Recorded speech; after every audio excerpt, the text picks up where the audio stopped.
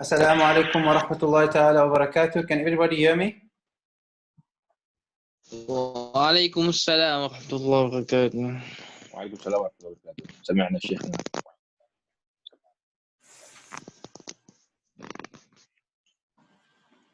Ahlan wa sahlan. I'm using my computer's microphone. I hope the sound is going to be clear today, inshallah. جزاك الله خير.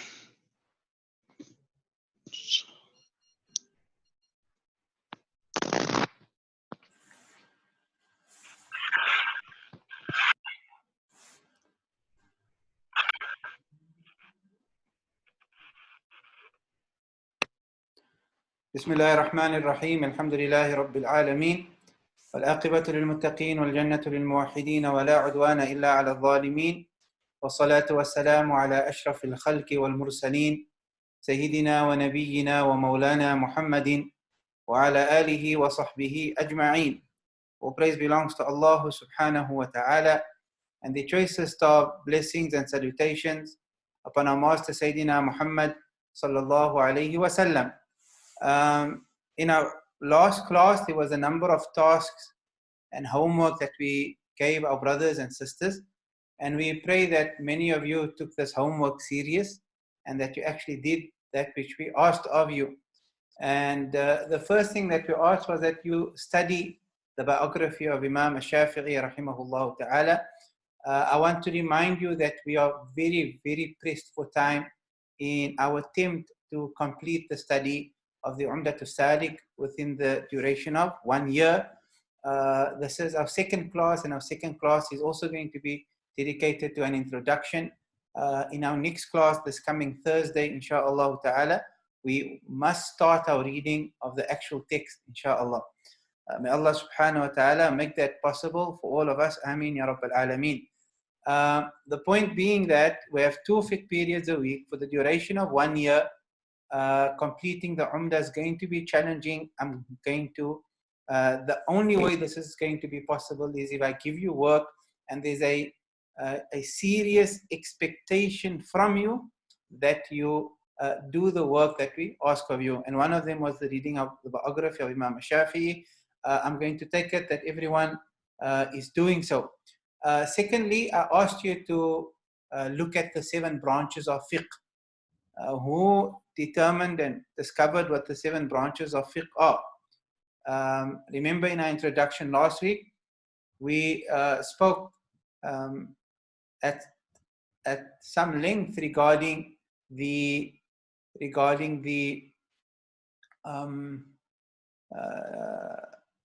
Quran, the Sunnah, Allah's law, the mujtahidun, the muqallidun, and the process that exists within the mind of the mujtahid, usulul fiqh, Islamic legal theory. We did an introduction on that last week. And what they extrapolate from the book and the Sunnah is what is called fiqh, Islamic jurisprudence. I highlighted the point that Islamic jurisprudence or Islamic fiqh, Islamic law, is comprehensive and covers every aspect of our lives. Many a times we only focus on rituals, ibadat, and we forget that there's so much more to fiqh. There's not a moment in my existence save that Allah has a law that applies to me. And a true believer, one of taqwa, ensures that in every second of his existence, he is not transgressing the law of Allah subhanahu wa ta'ala. And that's what fiqh is. And that's what people require. There is no subject that people are more in need of in every generation than fiqh. Understanding what is halal and what is haram, what is the law of Allah subhanahu wa ta'ala. I saw our brother Umar Adamson had his hand up for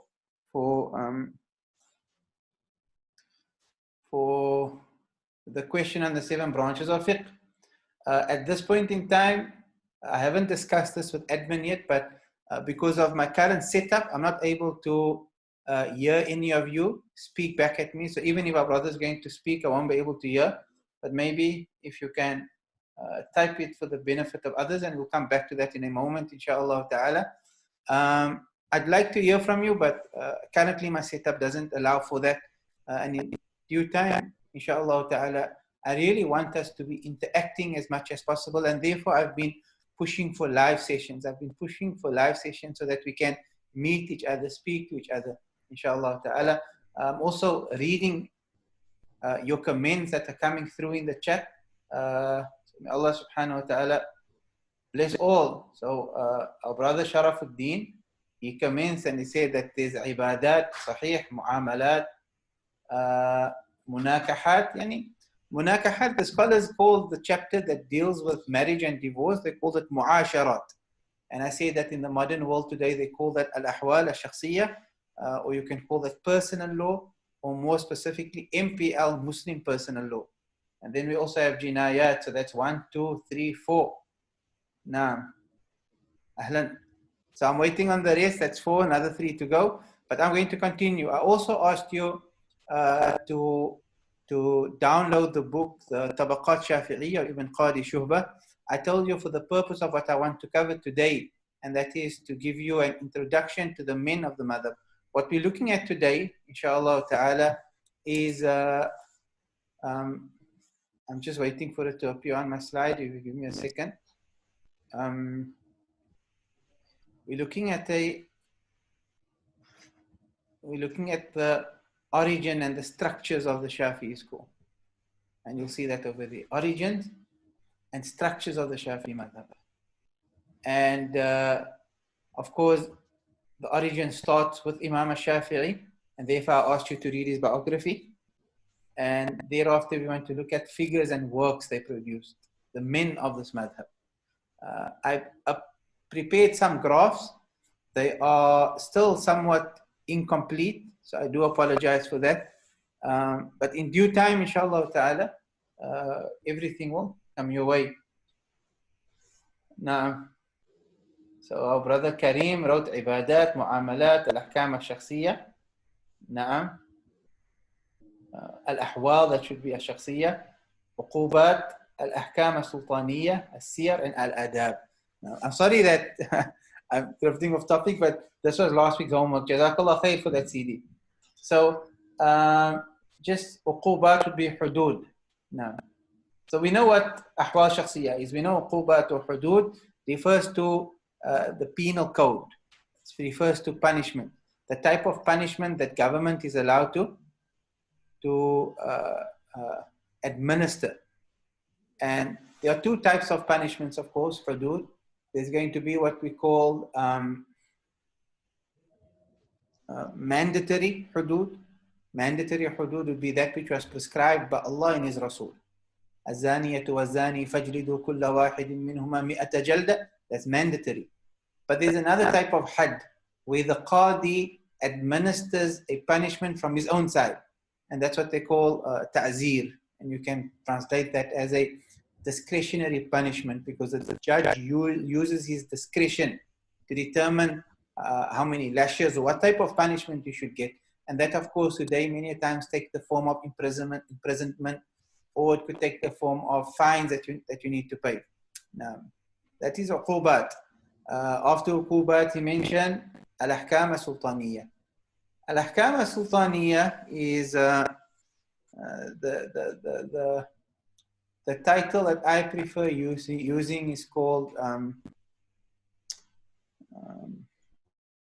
Allahumma salli ala Sayyidina Muhammad. I was just speaking about it the other day. It refers to government-made law, as-siyasa al-shar'iyyah. That's what we call it, as-siyasa al-shar'iyyah.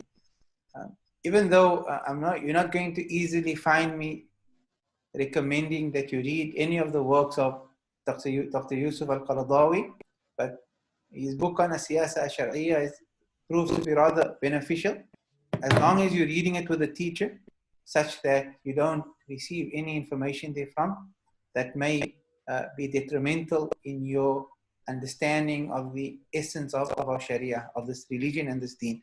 So, as-siyasa al-shar'iyyah, and that deals with what type of laws government can make, such as the speed limit on the roads, such as the fishing, requiring a license to fish, a license to drive, setting a bag limit for the number of fish that you can take from the ocean.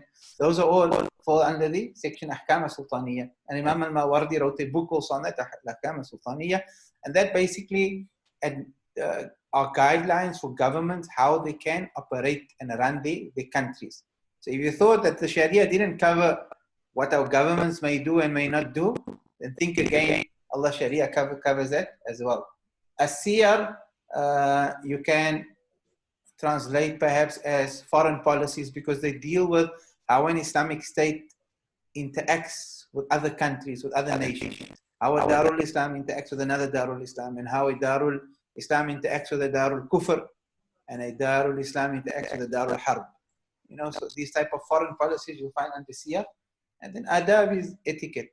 So Jazakallah khair. Those are the 7 branches of law, and that is comprehensive. It covers everything that you and I may encounter within our lives. Nothing can happen in your life except if you fall under one of those 7 branches. Whether you're a general, whether you're a president, whether you're a party leader, whether you're whatever, under one of those 7 branches. And that's the comprehensive law of Islam revealed by our Lord Allah subhanahu wa ta'ala to our Messenger Muhammad sallallahu alaihi wasallam. So coming back to our class today, origin and structures, we said Imam Shafi'i, I expect that all of you must have read his biography. Figures and works, that's what I want to look at today. Now, Abu, is it Awab? Or is it Ayub?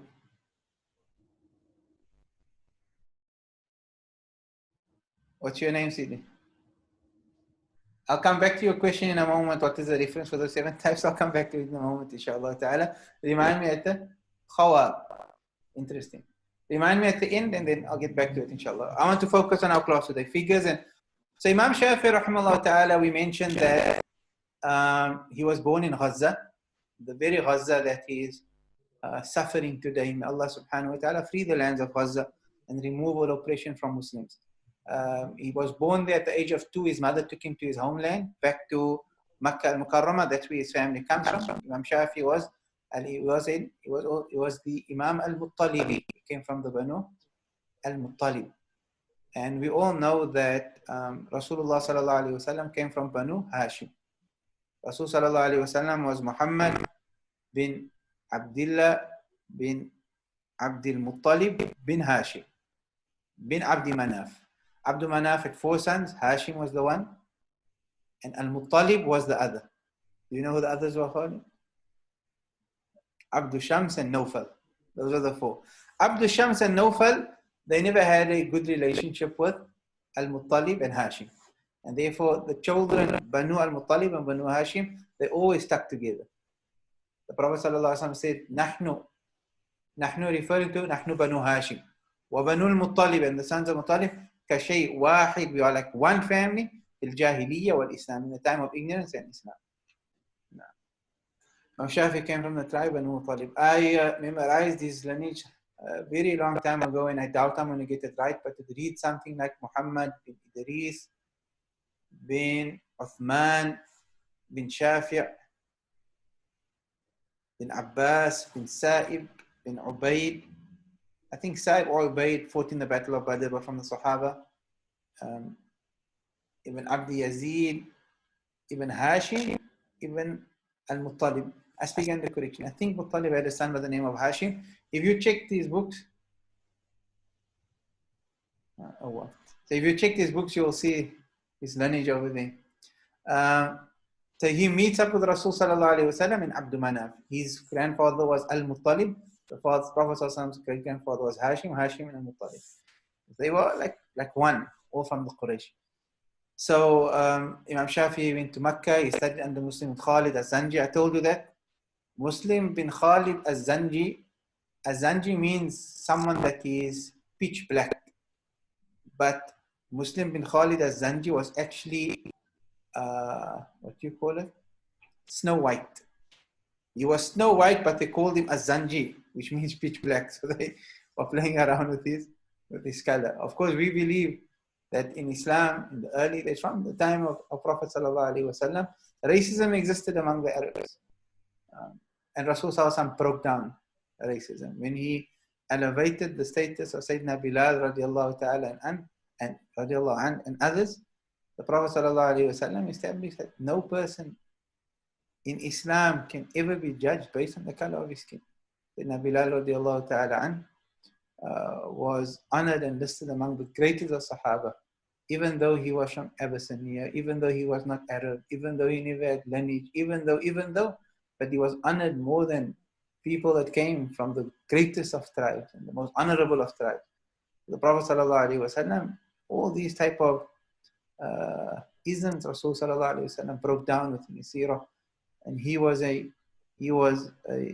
symbol of what true justice is and equality is, sallallahu alaihi wasallam. So Imam Shafi'i studied under Muslim bin Khalid al-Zanji, who told him at the age of 16 or 17, "Afti ya Aba Abdullah, faqad ana laka an tufti." He eventually traveled to Medina to study by Imam Malik, rahimahullah. Before going there, he memorized the Muwatta. I said he took from Imam Malik, rahimahullah ta'ala, he received the knowledge, and Muslim bin Khalid al-Zanji and some of his other teachers, Sufyan ibn Uyayna in Makkah as well, he studied under. From them, he received the knowledge of the people of Hijaz, Madrasat Ahl al-Hadith. And when he traveled to Baghdad under Muhammad bin Hassan al-Shaybani, he received the knowledge of the people of Iraq, Madrasat Ahl al-Ra'i. So remember, my classes are now, if you're only following this, then some of our discussions were in the introduction to Lubbul Usul, and some of it was over here. You need to, we're all in an introduction phase now, so you need to be following everything to develop an appreciation over and above your own personal reading. So he created a marriage between the two schools. Imam Malik rahimahullah ta'ala, of course, Imam Shafi'i studied from Hijaz. His silsila would have been, his primary silsila would be Imam Malik rahimahullah. Imam Malik's teacher was, of course, Rabi'atul Ra'i, whose biography is really beautiful and we don't have time for it. Rabi'atul Ra'i was a student of the Fuqaha Sab'ah. Has anyone heard of the Fuqaha Sab'ah before? The 7 great Fuqaha of Medina al-Munawwara. Has anyone heard of the Fuqaha Sab'ah? So the Fuqaha Sab'ah, there were the 7 great jurists who formed part of the council of Sayyidina Abdullah ibn Umar radiallahu ta'ala. Then Abdullah ibn Umar, of course, was a young Sahabi, and therefore he lived longer than the rest. And his main students that received his knowledge that he received from Rasulullah was the Fuqaha Sab'ah. There were actually 10 in total, but they were known as the Fuqaha Sab'ah. So the poet said, if you memorize the poem, you'll memorize their names, because see some of the names coming through over there. He said, ألا كل من لم يقتدي بأئمة فقسمته ديزا عن الحق خارجة فخذهم عبيد الله عروة قاسم. And then فخذهم عبيد الله عروة قاسم. I think it's سعيد أبو بكر سليمان خارجة. Both ends of the خارجة. So let's say Ibn al-Musayyab was another name. No. So read about the Fuqaha Sab'ah. I mean, most of them are from the children and grandchildren of the companions, Ridwanullah ta'ala. I know I'm going to speak about one, I'm going to have to speak about the other, and eventually our time is going to be up and we're not going to discuss the figures in the Madhhab. And they from Abdullah ibn Umar and other Sahabi. In Iraq, of course, Imam Shafi'i received his fiqh from Muhammad bin Hassan al-Shaybani, who received his fiqh from Al-Imam Abu Hanifa rahimahullah ta'ala, who studied under a few scholars, many in fact. However, the primary teacher of Al-Imam Abu Hanifa was Hamad ibn Abi Sulaiman. Hamad ibn Abi Sulaiman, Abu Hanifa kept his company for more than 18 years. For more than 18 years. Today, students don't keep the company of a teacher for 2 or 3 years. Never mind 18 years. Subhanallah. And when they say he kept his company, it means that he stayed by him, followed his classes, his lectures. The only place where I see students attached to teachers that remain with their teachers for years, even though they become scholars and conduct their own classes in the city of Tarim. Otherwise, one doesn't see that any longer. We don't see students making mulazama of teachers. Subhanallah.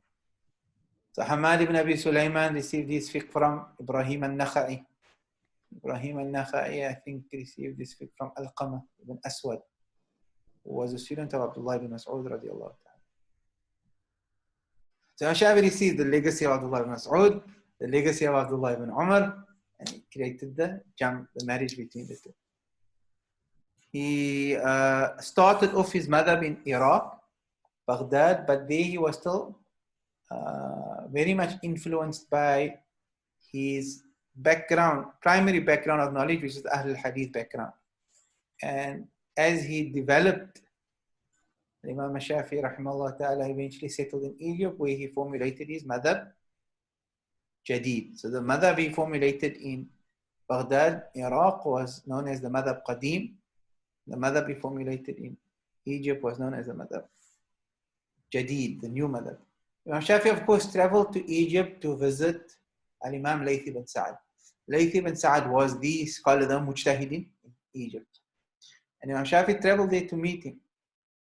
And the time on his journey to meet Layth ibn Sa'ad to Egypt, Imam Layth passed away. He said that ما فاتني أحد فأسفت عليه. He said, no, none of the great scholars passed me, meaning I didn't get to meet them, and I regretted not having met them. I didn't regret not having met anyone who I missed that passed me, the way I regretted me not meeting Al-Imam Layth ibn Sa'ad, rahimahullah ta'ala. His qabr is in Old Cairo. For those of you that know Cairo.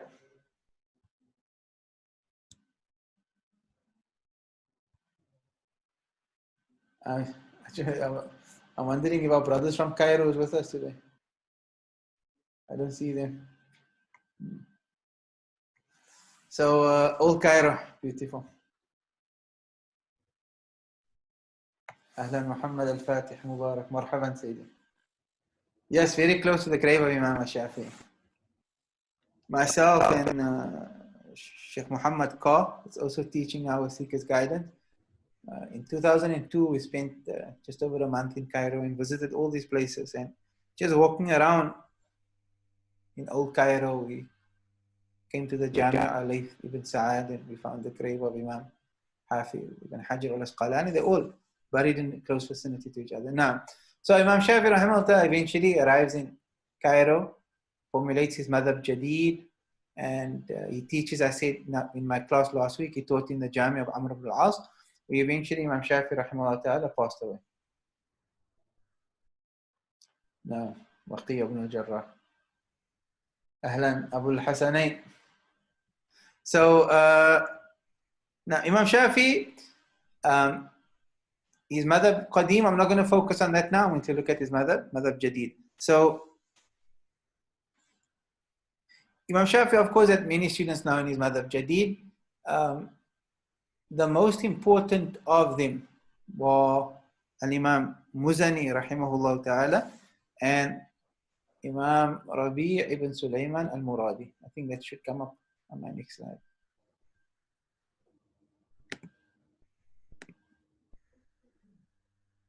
You'll see I have a heading over there called the Marhala, the stage of the Ashab al-Hujum.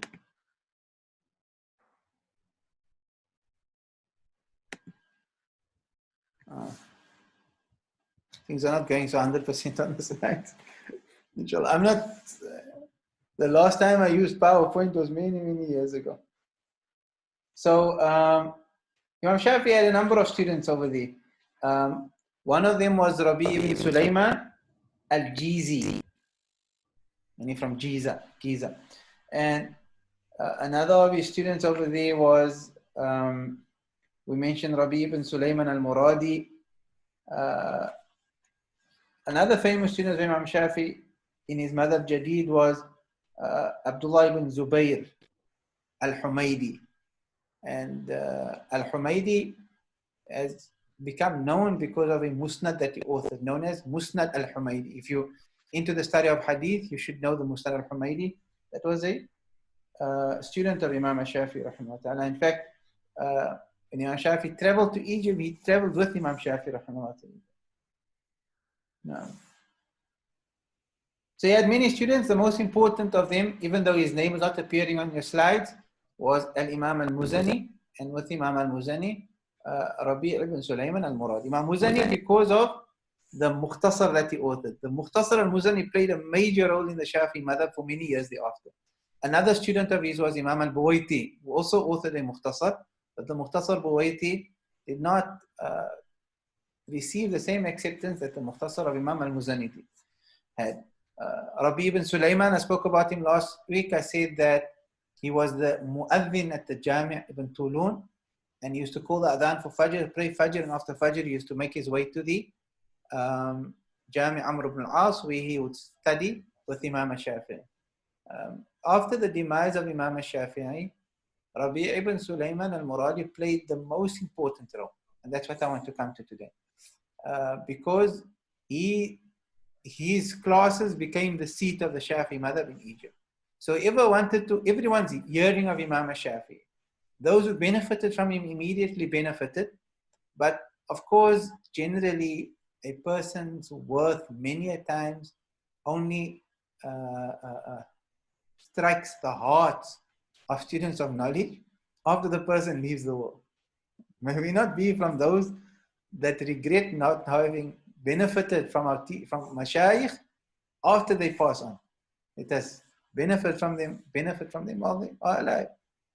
And we see that now with the passing of Cape Town of Sheikh Siraj Hendricks, rahimahullah ta'ala. It's very sad that so many students of knowledge have not maximized the benefit from Sheikh Siraj. It's very sad. Not realizing his worth, not realizing what a great individual he was on so many levels. And alhamdulillah, I've developed a relationship with Sheikh Siraj over the years that how I wish I could have benefited so much more from him. So they heard of Imam al-Shafi'i, but now Imam Shafi'i has passed on, but they know that his student Rabi ibn Sulaiman is transmitting his books. So students from far and wide are traveling to Cairo and they're coming to study the works of Imam al-Shafi'i by Rabi ibn Sulaiman al-Muradi. From those students, you can see on your screens, is on your right, al-Muhammadun al-Arba'ah, the four Muhammads. The four Muhammads, they were all unique in many ways, but why we don't really necessarily hear much of them within our Shafi'i tradition is because they were initially Shafi'is, but eventually found their own path, right? They started off as Shafi'is, but they became independent mujtahids. For Muhammad, the first of them was Muhammad ibn Jarir al-Tabari. Muhammad ibn Jarir al-Tabari is the author of the famous Tafsir al-Tabari and Tariq Tabari. And he, for 10 years after studying by Rabi ibn Sulaiman, for 10 years thereafter, used to only issue fatwa and guidance upon the Madhhab of Imam Shafi'i, until eventually he developed into his own person and became a mujtahid, developed the status of ijtihad and applied his own ijtihad and eventually had his own madhhab. Similar to Muhammad ibn Jarir al-Tabari, there was Muhammad ibn, he's known as Ibn Khuzaymah. I forget his father's name, but Muhammad ibn Khuzaymah. Muhammad ibn Khuzaymah, of course, many of you should know again because of hadith, he authored the famous Sahih ibn Khuzaymah.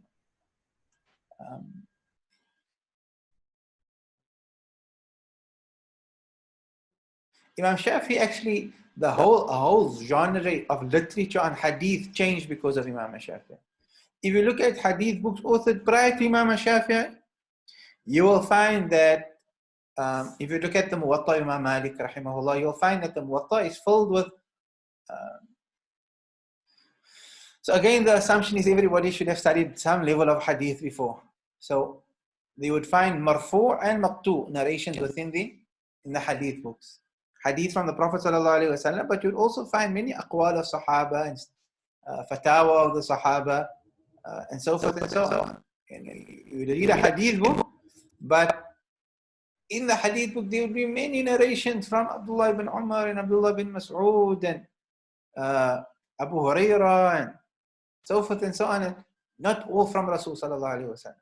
So you see that in the Muwatta, you see it in the Musannaf of Abdul Razzaq, in the Musannaf of Ibn Abi Shayba.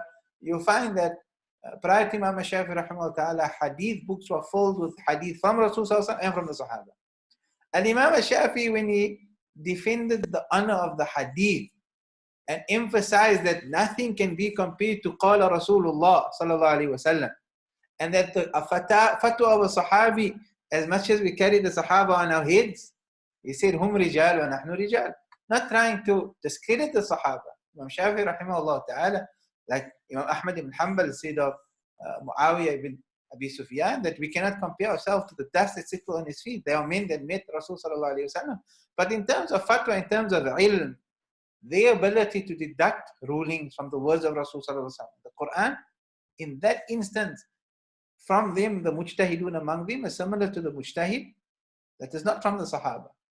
In that sense, he said, Hum rijal wa nahnu rijal. So, Imam Shafi'i rahimahullah, he defend the honor and status of the Sunnah, and therefore you'll find that the Sahih ibn Huzaymah, primarily hadith marfu'at, Sahih Bukhari, Sahih Muslim, Sunan Abu Dawud, Sunan al-Tirmidhi, Sunan Ibn Majah, all of these hadith now become 99.9% Qala Rasulullah, and Fatawa, Sahaba, and Maqtu'at narrations are all removed. So he changed really and you can also now see how come many of the students of hadith are his students. Imam al-Humaydi, that we spoke about previously, Abdullah ibn Zubayr al-Humaydi, direct student of Imam Shafi'i. Here, Ibn Jarir al-Tabari was a hadith scholar, benefiting indirectly from Imam Shafi'i. Muhammad ibn Khuzaymah, the author of Sahih ibn Khuzaymah, originally Shafi'is before they developed their own madhabs. The other one is another great hafiz of hadith, Muhammad ibn Nasr al-Marwazi, the author of Ta'zim Qadr Salah, and the author of Al-Iqna, and the author of, what's it called? I have 3 of his works in my library at the madrasa. Where he discusses, I think it's Al-Awsat, he discusses the ikhtilaf of the ulama. Yeah, and he quotes the ijma'at and where they differ and so forth and so on. So Muhammad ibn Nasr al-Marwazi. And who was the fourth? Ibn Jarir al-Tabari, Ibn Khuzaymah, and Ibn Nasr. If somebody knows who the fourth Muhammad is, you can let us know, inshallah. So the Muhammadun al-Arba'ah. Now, they were students of Imam Shafi'i, but the legacy of Imam Shafi'i didn't continue with them because they developed their own madhabs. The legacy continues with who? With Abu al-Qasim al-Anmati. Abu al-Qasim al-Anmati is a pure naqil. His contribution to the madhab is not in terms of his own ijtihad or his own extrapolations. New masala came from him. No, he merely preserved, Jazakallah khair, Ibn Mundhir was the other. No. He merely preserved, Ibn al-Mundhir is the author of Al-Iqna, and the book that deals with the ikhtilaf of the ulama, not Ibn Nasr. Ibn Nasr is Ta'zim Qadr Salah. No. Jazakallah khair. So, Abu al-Qasim al-Anmati's primary role is just naqil, riwaya. He just narrates, similar to Al-Rabi' ibn Sulaiman, his teacher. They just transmit the madhab without adding much to it, and that was a very important role at its time. If everyone was like Ibn Jarir al-Tabari and Ibn Khuzaymah and Ibn Mundhir and Ibn Nasr, then the Shafi'i madhab wouldn't have existed any longer. But these men, Rabi' ibn Sulaiman and after him Abu al-Qasim al-Anmati, they played the important role of preserving the madhab as is. One of the things that what is attributed to Abu al-Qasim is the fact that he, what's this now? Imam Muzani had a number of views that were not listed by Imam Shafi'i, in addition to Imam Shafi'i. And sometimes not agreeing with Imam Shafi'i, because Imam Shafi'i never taught his students to hold fast onto his view. He taught them methodology. Imam Muzani himself reached the status of ijtihad, debatably, and he had views that differed with Imam Shafi'i. But his views he reached those views following the usul, the Islamic legal theory that he learned. Now, what he did was that, what I recall from Abu al-Qasim al-Anmati, either him or his student was Abu al-Abbas ibn Surayj. It should appear on your screen in a second. Now, they moved the seat of the Shafi'i madhab from Egypt back to Baghdad. Now,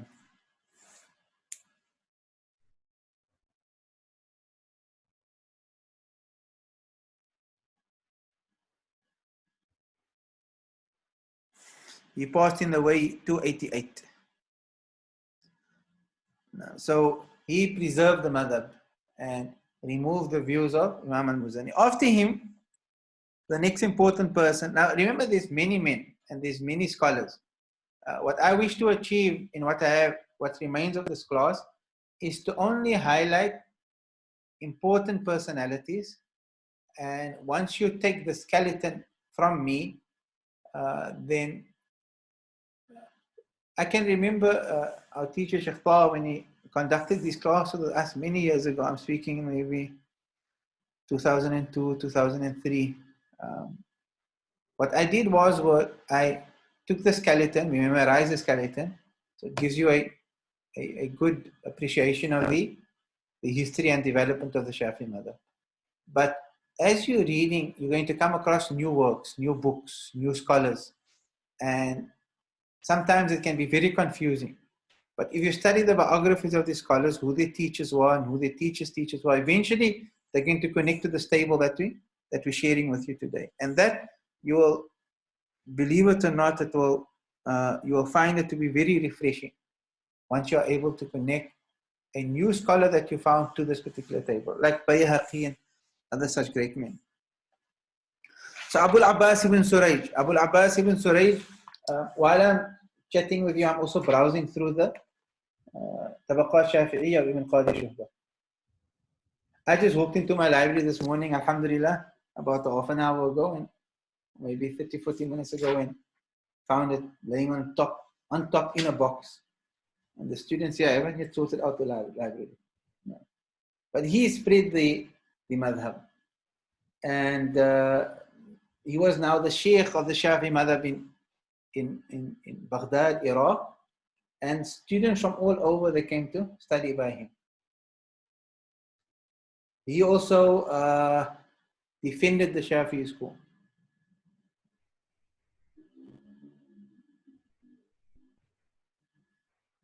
Some even gave preference to Abu al-Abbas ibn Surayj over Imam al-Muzani. Subhanallah.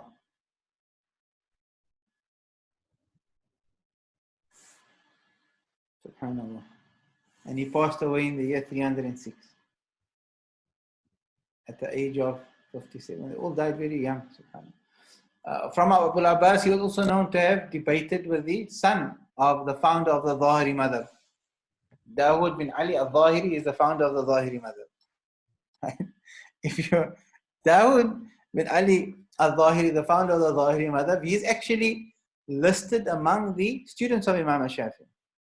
Either a direct student of Imam al-Shafi'i or a student of Muzani and Rabi'. He was originally a Shafi'i before he developed his own madhab, and that became known as the Zahiri madhab. Abu al-Abbas ibn Surayj, of course, had many debates with his son and was victorious because, of course, the son of Dawud al-Zahiri, they are like an offshoot of the Shafi'i madhab, and if you're an offshoot, it means that you know what the madhab is saying, but you have better views than the madhab. And we write correct, and the Shafi'i school madhab is actually going wrong. And Abu al-Abbas came and defended the Shafi'i madhab against the views of the Zahiri school in general. Abu al-Abbas ibn Surayj student was, and if you look at his name, you can see from where students are coming to study now. Abu Ishaq al-Marwazi. Abu Ishaq al-Marwazi. If you I may have mentioned this last week. If I did not, I'm going to ask the question again. If you a Marwazi, from where do you come? If you're a Marwazi, from where do you come? What city?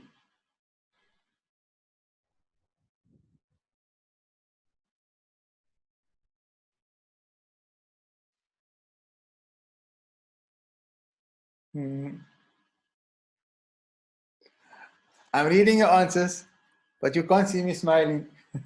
Khurasan, nah, but what city specifically? Maru. Ahsan. Hani Baghi.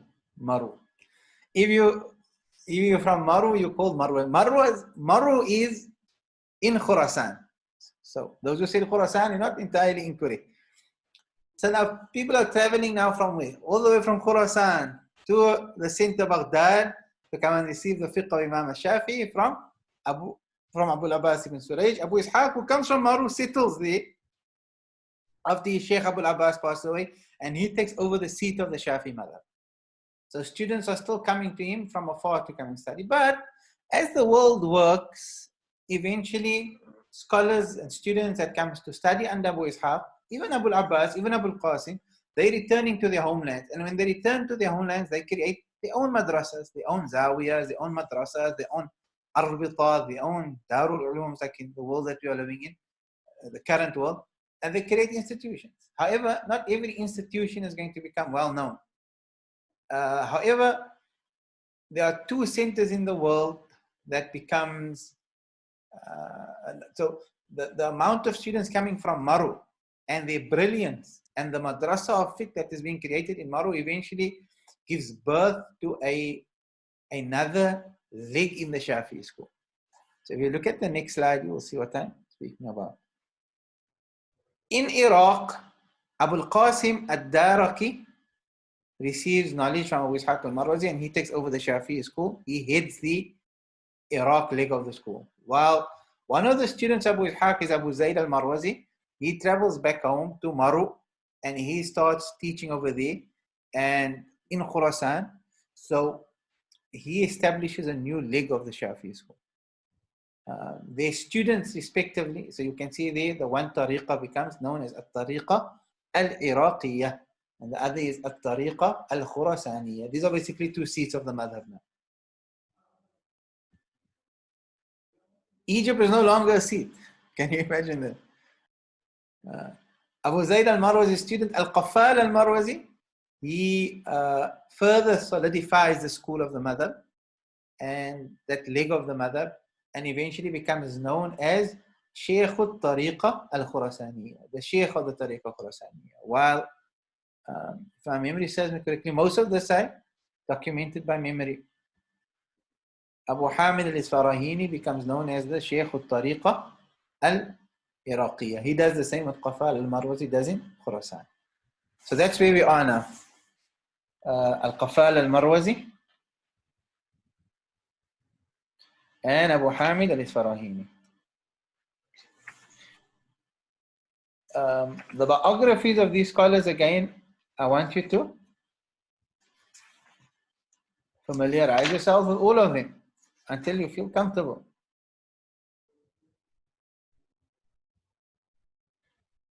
La ilaha illallah Muhammad Rasulullah sallallahu alayhi wa sallam. I just want to look at one of the biographies quickly. Allah. Imam Hakim said, because Imam Hakim comes from the same tariqa Khurasaniya. Eventually, Imam Hakim is links to Qafal al-Marwazi through two teachers. One of them, his own teacher, I think Nasir al-Umari, if I'm not mistaken. So this is an example of what I'm speaking about. Imam Hakim an-Naysaburi. If you want to look at how he links, he's a Shafi'i. How does he fit into this whole scheme of things? Hakim, Imam al-Bayhaqi or Hakim, one of the two. I speak under correction, but even though I may be incorrect, I just want to give you an idea of what we're saying. One of them studied under Nasir al-Umari. And Nasir al-Umari studied under, I think it was, I think Mutawalli, who studied under Qafal al-Marwazi. So you're able to, yes, I will share this, I will share the PowerPoint slides, inshallah ta'ala. So once you link them, you have an appreciation of where the scholars came from. So Hakim said about Abu Zayd al-Marwazi, who now establishes the Tariqa Khurasaniya, that he was one of كان من أحفظ الناس لمذهب الشافعي وأحسنهم نظرا وأزهدهم في الدنيا.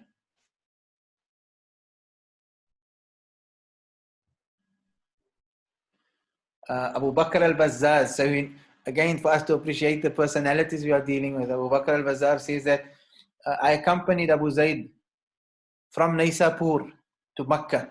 That's a very long journey from Naisapur to Makkah. And I don't think that the angels could have recorded one wrongdoing for him. No. He transmitted Bukhari from robbery directly. No. Amazing men that dedicated their lives to Deen. And today we wish to walk in their footsteps, but what are we doing? And how far are we from them? And how many nights do we spend burning the midnight oil? And how many hours do we spend in libraries? Subhanallah. My days at the madrasa,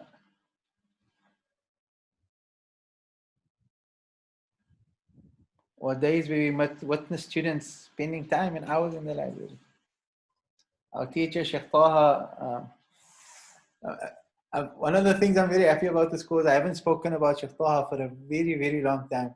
Perhaps because I haven't been teaching much, but seeing a person spend 3-4 hours in a library, 5 hours between his books, seeing somebody 11 o'clock at night still sitting in the library, midnight still in his library. There were times when you'd see him fall asleep in the library and you wouldn't know, except that students would observe that when they wake up for Fajr, he's still in the library, you know. Of course, maybe asleep, waking up, performing wudu, coming and joining Fajr. So we are from these men and from this amazing legacy.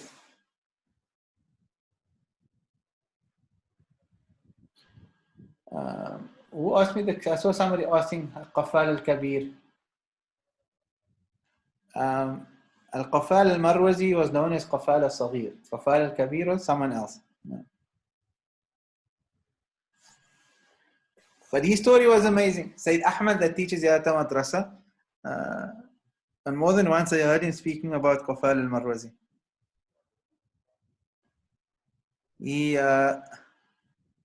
He started his acquisition of knowledge at a very late age. He was 30 years old and he hasn't studied Deen. At the age of 30, he became the Shaykh of the Tariqah, the Khurasani.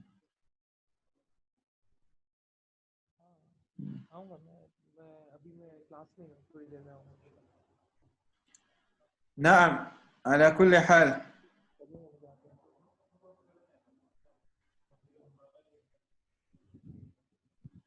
So I need to stop reading. Okay, so that's this Tariqah Khurasaniya followed by the Tariqah al-Iraqiyya. Of course, this develops further.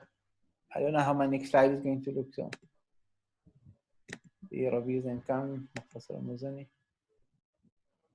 I didn't complete this, but this is a continuation of the Marhalat Ashab al-Hujum.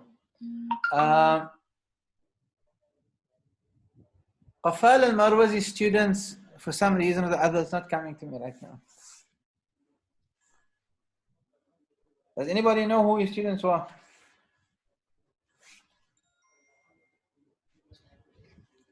You know, I spend I have to spend most of my time worrying about sorting out this video camera and the stream, when I have time to do anything else. Was Abu Muhammad al-Juwayni a direct student of his? If Abu Muhammad al-Juwayni is a direct student, then that's great. So Abu Muhammad takes from Al-Qafal al-Marwazi. And of course, from him, Imam al-Haramain. You can see on your screens there. I don't know if my cursor, does my cursor show on the PowerPoint when I play around with it? So Qafal al-Marwazi, you can fill in the blank space there.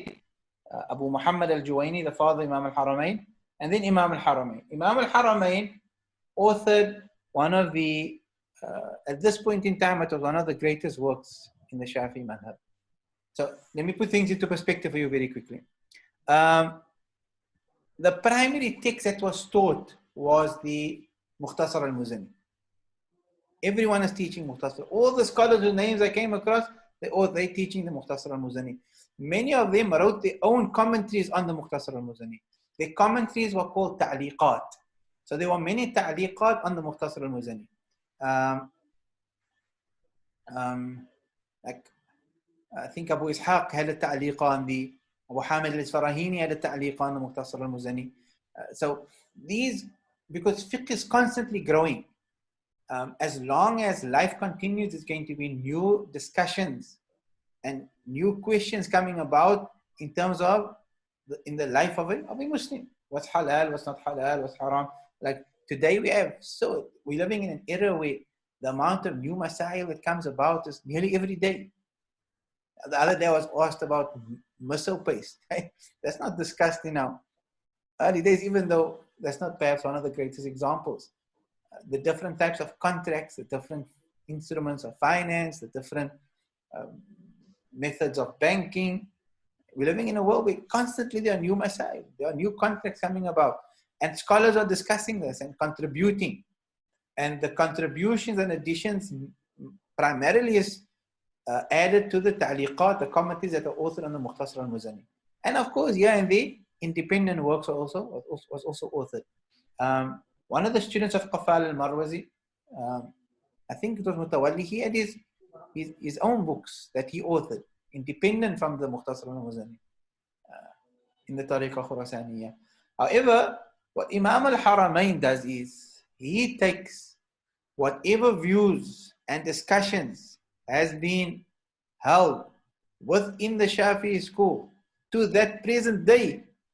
He compiles it into this book of his magnum opus, a masterpiece, Nihayat al-Matlab fi Dirayat al-Madhhab, which was printed a few years ago. So he authored Nihayat al-Matlab. Now I don't have a copy of the book in my library, but Sheikh Taw's library has a copy of it, and it's about, I don't know, easily 20 odd volumes, if not more. Nihayat al-Matlab fi Dirayat al-Madhhab. Alhamdulillah, we browsed through the book quite a bit. Of course, it's not something that we're going to sit down and study, but it's still an amazing source and speaks of the history of our, the legacy of the Shafi'i school. However, it's a massive work. It's an encyclopedia. Go and Google how many people had to author the Britannica. Go and Google how many people has contributed to Wikipedia.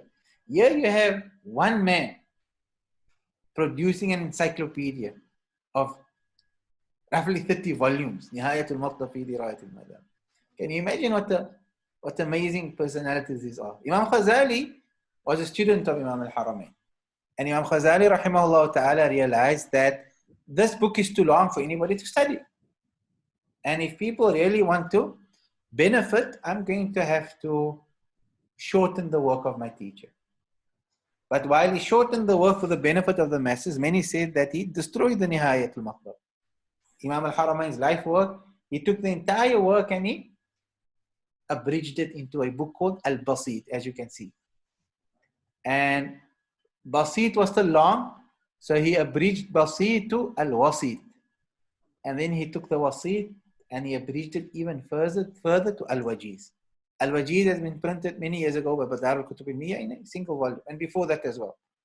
Right? So now, if you think about it, the fiqh of Imam al-Shafi'i that came through,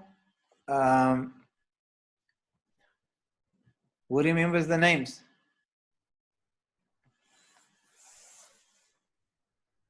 Imam Shafi'i's students were Muzani and Rabi', and their students were Muhammadun al-Arba'ah, and with them what was who? Abu al-Qasim al-Anmati. And then his student was Abu al-Abbas ibn Surayj, and his student was Abu Ishaq al-Marwazi. And Abu Ishaq al-Marwazi's two students was Abu Zayd al-Marwazi in Khurasan, and in Iraq it was Abu al-Qasim al-Daraki. Abu Zayd al-Marwazi student was Qaffal student was Abu Muhammad al-Juwaini, Abu Muhammad student is Imam al-Haramain, Imam al-Haramain student is Ghazali. The entire madhhab, as it comes down via the Tariqah Khurasaniya, is captured in the wajiz of Imam al-Ghazali. In the other side, in the Tariqah al-Iraqiyya, the entire madhhab gets passed down into the works of Abu Ishaq al-Shirazi.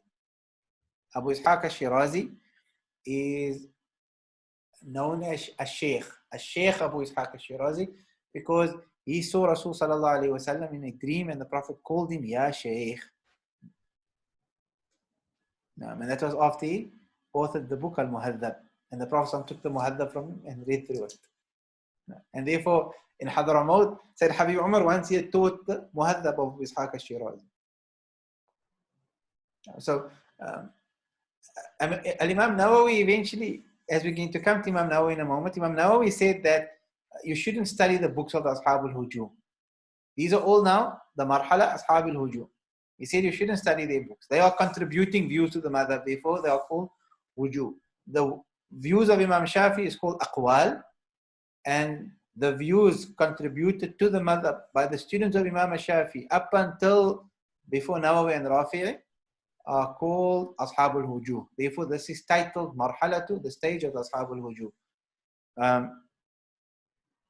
What was I saying? Another thing. Now he said, don't read their books because you don't know what's right from wrong. However, because of Abu Ishaq al-Shirazi and his dream of Rasul sallallahu alaihi wasallam, the Habaib are very attached to the Muhadhab. And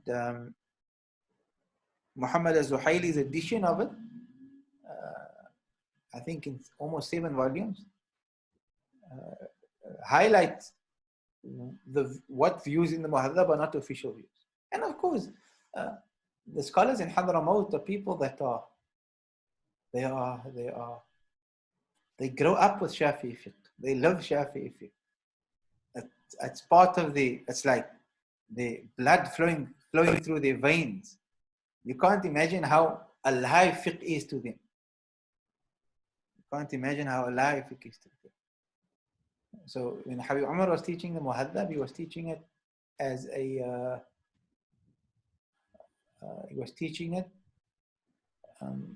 what do they call this now?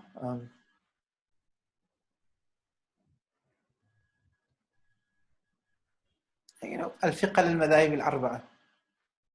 He was teaching Muhadhab, but with the Muhadhab he was teaching all 4 Madhahib. And some of the senior scholars that attend Habib's classes, each scholar had a madhab. So whenever they covered a discussion in the Muhadhab, Habib would explain the Shafi madhab in detail. And then if there was difference in any of the madhab, then a scholar from the Maliki school would explain the Maliki madhab, and then the Hanafi school and the Hanbali school. So imagine how beneficial those classes must have been. There's always classes happening. It doesn't end. For the past, since Habib Umar has been conducting classes after Fajr, Rawhas has been continuing. That's apart from private classes. You can't imagine how many books the students and the scholars that are closely associated with Habib and other Habaib, how many books they go through. How reading and studying is just part of their makeup. And we struggle to meet twice a week or thrice a week or to make class here and there. It's just, I feel sometimes that we shouldn't even call ourselves students of knowledge. We should be too ashamed to call ourselves students of knowledge, because how much time do we really dedicate to the acquisition of knowledge? So Abu Ishaq al-Shirazi's books became the cream of the Tariqa al-Iraqiyya. His book Al-Muhadhab and his other book At-Tanbih. Al-Imam Nawawi rahimahullah ta'ala, as well as Abu al-Qasim al-Rafi, the two of them create now a new stage in the madhab. So you'll see the next one is called Marhalatul Tarjih. It's no longer Ashabul Hujum. Nawawi and Rafi are not from the Ashabul Hujum. And what they're going to contribute now is they're going to go through these 2 tariqas, the cream of these 2 tariqas, and they're going to tell you what's preponderant, what's rajih, official, and what's marjuh, unofficial. So tarjih is all about determining the preponderant view. What is the madhab of Imam Shafi'i? And in so doing, they kept 2 things in mind, and it's important for me to mention this. What did they keep in mind? Number 1 was they had to, when determining what is the rajih in the madhab, they looked at 2 things. Number 1 was al-akthariyya. What was the stance of the majority of the Ashab al-Hujum? That was number 1. But with that, they also looked at dalil, quwwatul mudrak, the dalil. What was the views based upon? And taking majority and dalil, strength of dalil into consideration, they would give tarjih to one view over the other. Can everybody appreciate that? فقه المقارن. نعم. Yemen Arafat, what is the name over there? I'm sorry, I'm asking you names, even though it may seem that I'm interrupting the class, but it's part of our interaction and coming to know each other. Yamin Arafat. Ahlan bi akh Yamin. Yeah. So, fiqh al-muqarin, the way he taught them, so now, tarjih is based on al-akthariya, number one, and number two is quwwat al-mudrak, the strength of the dalil. That's what they're focusing on. On your screen now, you can again see the books of Ghazali. Yeah, added another book of his called Al-Khulasa. Now, Ghazali had another fiqh book titled Al-Khulasa, which was independent, wasn't based on the Ayatul Matlab. So what happens here is Al-Imam Abul Qasim Al-Rafi'i, rahimahullah ta'ala, he takes the wajiz of Ghazali and he writes two sharhs on it. The one is known as Al-Sharh Al-Kabir, and the name of it is Al-Aziz Sharh Al-Wajiz, that we have copies of. At the same time, add Imam Nawawi. Imam Nawawi, after Abul Qasim Al-Rafi, when he leaves this world, Imam Nawawi was born already and still very young, and eventually Imam Nawawi would receive the books of Abul Qasim Al-Rafi, and he would do exactly the same thing that Abul Qasim Al-Rafi did, which was tarjih. However, you can see the book of Imam Nawawi is titled Rawdatul Talibin. There's three things Imam Nawawi does. If you read his introduction to Rawdatul Talibin in his Muqaddimah, you will hear that he says that he took the book Al-Aziz Sharh Wajiz, and the first thing he did to it was he abridged it. He made it shorter. Ikhtisar. The second thing he did was tasheeh. He rectified places where Abul Qasim Al-Rafi went wrong. In other words, Imam Nawawi felt that the view that he gave tarjih to, preponderance to, was incorrect, and Imam Nawawi rectified it. That's called tasheeh. So ikhtisar. With ikhtisar, he added things. So Imam Nawawi had this unique way of abridging something while adding. In abridging, is capturing everything that Abul Qasim said, but in shorter words.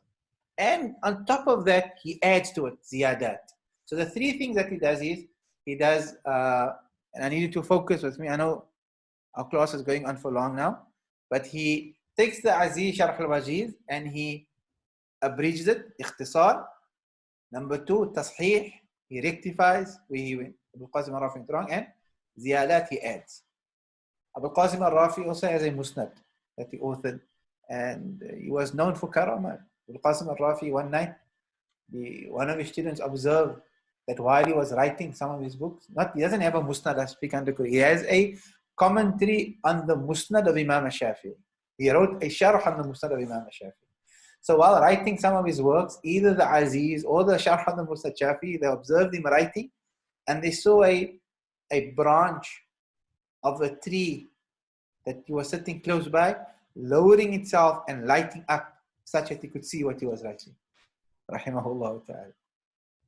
And Imam Nawawi, what we very often don't speak about was the fact that he was the qutb of his time and one of the great awliya. His piety, that's a biography that needs to be studied and looked into. We don't have the time, unfortunately. Rawdatul Talibin, he wrote the book. Umdatul Muftiin. That's really an excellent work. Oh, my camera's battery is low also. If my camera dies, then the class has ended, inshallah. But for now, I want to continue with this. Rawdatul Talibin of Imam al-Nawawi. Of course, Ibn al-Muqri abridged Rawdatul Talibin even further, removed the ikhtilaf, and he called it Rawdatul Talib.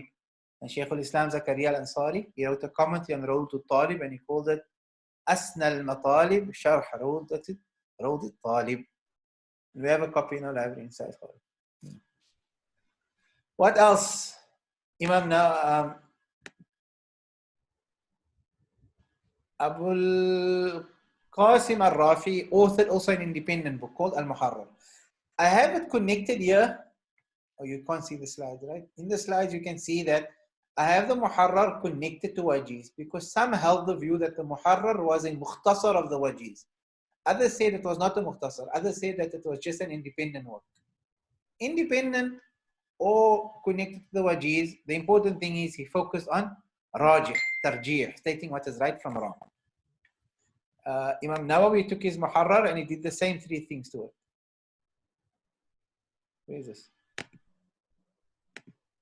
He made ikhtisar, he made tasheeh and ziyadat, and he authored the Minhaj al-Talibin.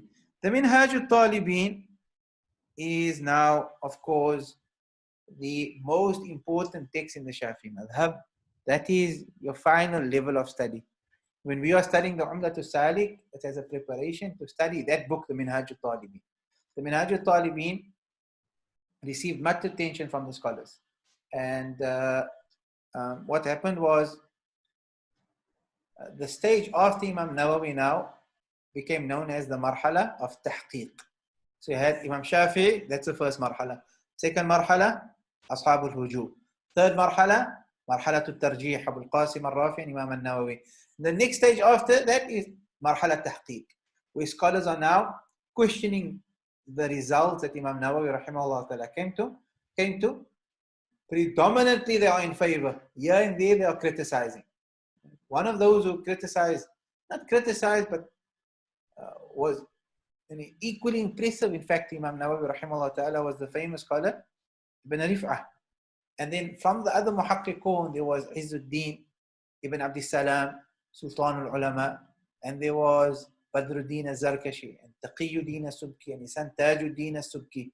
And from the last among them, Imam Suyuti, and then eventually Jalaluddin al-Mahalli. And many of them wrote commentaries on the Minhaj of Nawawi. And some of them wrote books that focused on pointing out where they believed Imam Nawawi went wrong in his tarjih. One of them was Imam al-Isnawi.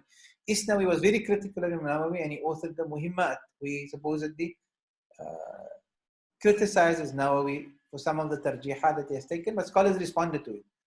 The point I'm coming to is that one of those muhaqqiqun that lived in that era, who was a student of Taqiyuddin al-Subki, if my memory serves me correctly, he was a person by the name of Ibn Naqib al-Misri.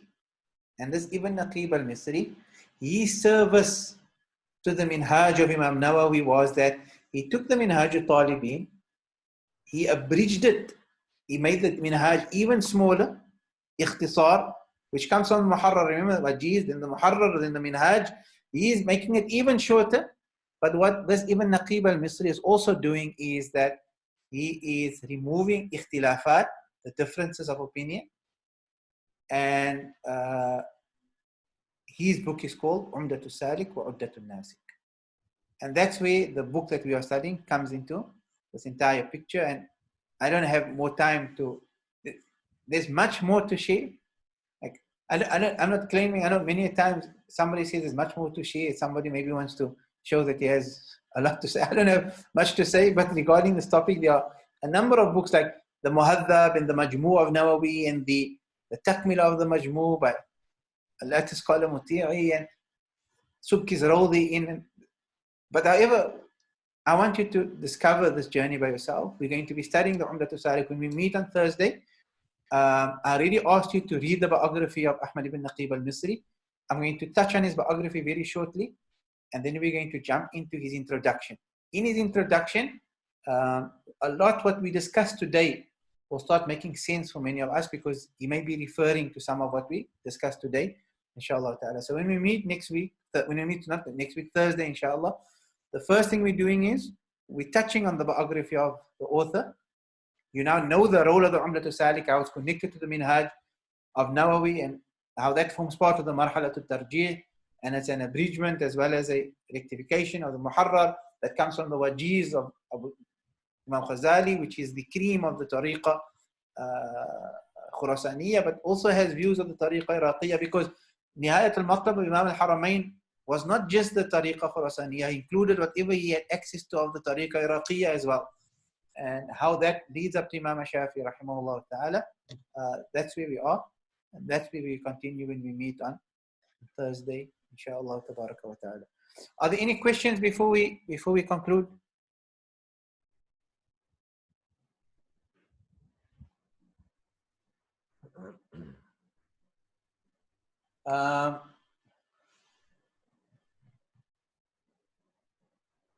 Ahlan wa sahlan. When you say minimize the Arabic terms, you mean that I have them translated in English? Inshallah, I'll keep that in mind, Sidi Luqman. We do want at this stage that students be very familiar with the Arabic language. It is a higher level of fiqh that we are trying to cover, but we will definitely try to translate terms. And whenever something is not understood, please do mention it in the chat. Hopefully by next week, I'll discuss it with Rahil definitely to hear if we want students to actually unmute their microphones and speak in class. If that is the case, I'll figure out a way how I am able to hear that, inshallah. What should we read to prepare for the next class? Now, what you should read is read the biography of Ahmad ibn Naqib al-Misri. In the copy of the book that we shared on, Sidi Rahil shared on the platform, the forum, there is a detailed biography of Ibn Naqib al-Misri. Read that and also prepare the entire muqaddimah. He also uploaded the text Faydul Ilahi al-Malik. Fadlul Ilahi al-Malik. Faydul Ilahi al-Malik, Fathul Wahhab al-Malik, We also uploaded Fathul Wahhab al-Malik and read the author's biography from there as well. And also try and prepare the introduction. The author's commentary on the introduction of the Umdat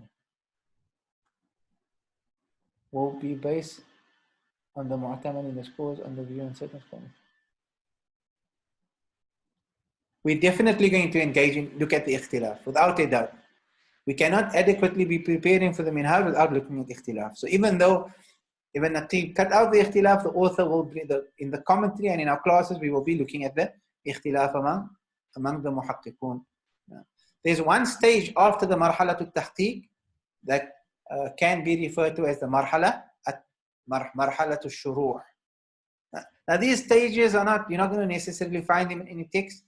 I'm only mentioning them. Some of them I've heard from my teachers, but not something you're going to find mentioned, in books necessarily, as just a breakdown that makes it easier for you and I to understand the different stages of the development of the Shafi'i school.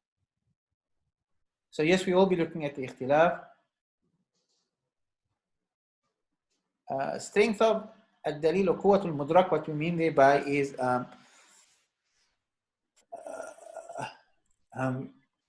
if there's two views and each view has a dalil, then determining what dalil is stronger. When determining what dalil is stronger, we could either be looking at things such as dhanni, we could be looking at thubut. Thubut means how authentic is it? And we could be looking at dalala, how clearly it indicates to the mas'ala at hand. Is Abu Zahra the Imams a good read to get a better understanding of the fiqh of Imam Shafi'i? Now, Abu Zahra, his biographies on the Imams are beautiful and extremely beneficial. And I definitely advise, if you wish to benefit therefrom, inshallah ta'ala. No. Abu Awwab.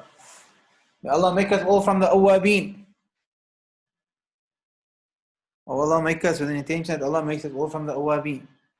And Allah makes us from the jurists and the fuqaha. And that even though we ran through this introduction and the development of the madhhab, we haven't spoken about the lives of these individuals, and everyone in his own right was so great and so amazing. And Allah subhanahu wa ta'ala allow us to walk in their footsteps, not just in the acquisition of knowledge, inwardly and outwardly, zahir wa batin, zahiran wa batina. May we shed tears the way they shed tears. May we cry in front of Allah the way they cried in front of Allah. Because all of this is supposed to take us closer to Allah. my very good friend, colleague, and student, Sheikh Riyad Saluji.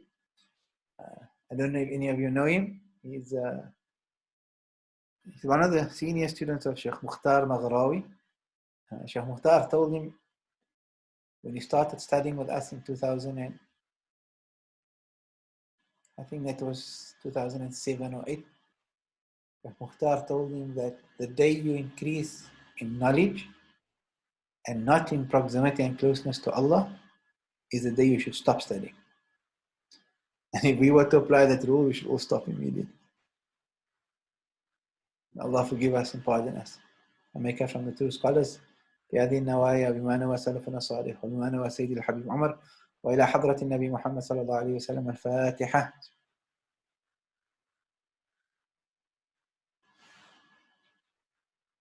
سبحان ربك رب العزة عما يصفون وسلام على المرسلين والحمد لله رب العالمين. Sidi Sharik, you can watch the recording and try to make notes. The slides I will also send to Sidi Rahil and we'll upload it inshallah. We've been trying, we crammed a lot of information in this one class, but if you ponder, reflect and make your own graphs, you will see that it will make a lot of sense inshallah. Jazakumullah khair. Assalamu alaikum wa rahmatullahi ta'ala wa barakatuh.